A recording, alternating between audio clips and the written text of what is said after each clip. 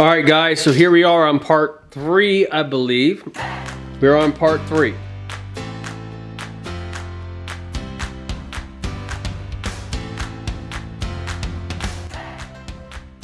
So this is how we do a back strap. So as you can see, the back strap's been taken from the animal, just like this. This came off the spine section. So what we like to do is just take the, really you can do a lot of this with your hands. Look, we'll just pull that off. And then if you have some meat that comes off with anything, you know, just use your knife. Try to get some of that meat back and put it in a grind pile. This is definitely probably the most tastiest muscle groups on a deer. I mean, it's just a fantastic, it's so delicious. Fried, deep fried, however you like to choose to do it, but just cook it like a steak. It's so delicious. So, and always, you want to get it to about 140 degrees, 135, 145. I wouldn't go anything past that internal temp because deer dries out real fast. So you're going to want to eat it like medium, you know, medium, little pink. What you want to do is just take it here, get all your trimmings off. Just like that. Anything that's got a lot of stuff goes to dogs. Just like that. Just get it off. Get it off there. Just cut off the edges down both sides. Get everything looking clean. Get your silver skin off. Just, well, that'll go to grind. Anything that has heavy meat on it, go grind. Right there's a piece. Just clean it up. So you see that red meat.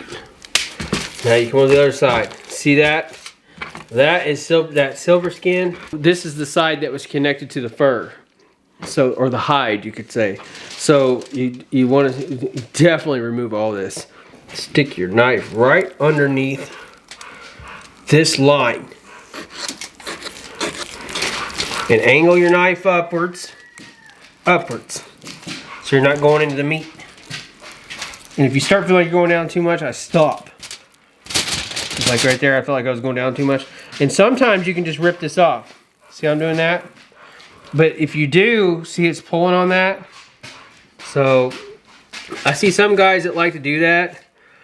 It works every now and then, but if you start pulling meat, then you stop. But that looks pretty good. I normally don't like doing that method. I normally like doing this method. Sticking my knife right under there. I like doing that because see how much more clean. You lose some though. And then pull. Those sections. Get all that stuff off.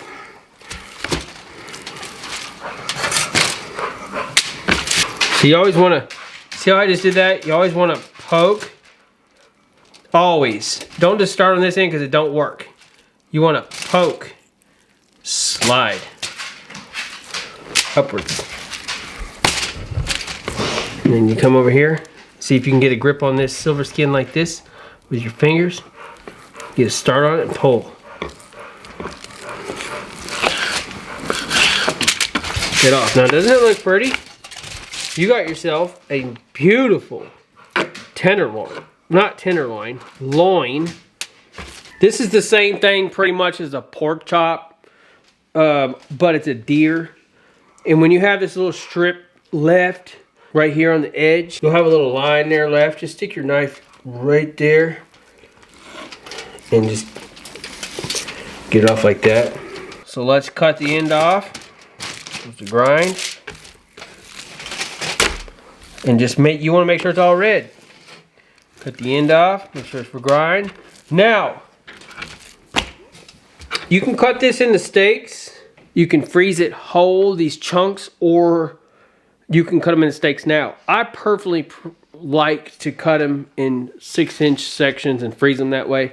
So then when we're done, you can pull 1, 2 out, depending on how many people are in your home, or if you have friends over or whatever. if you know, and then cut them then. So it's just a lot easier, and that's what we're gonna do today. After we got it all cleaned up and looking just so pretty and magnificent, this is the one cut that you're gonna wanna make very beautiful because these are the best.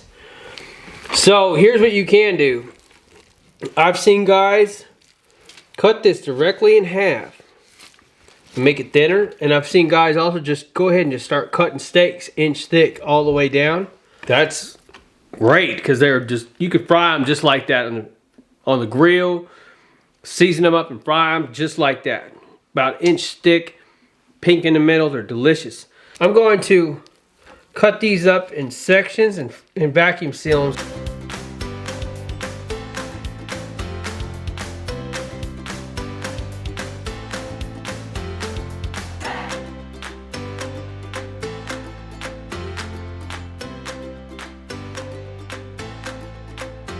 So guys, there's your back straps, and that's how they should look. We're not gonna do the neck of a deer because normally the necks I usually just grind.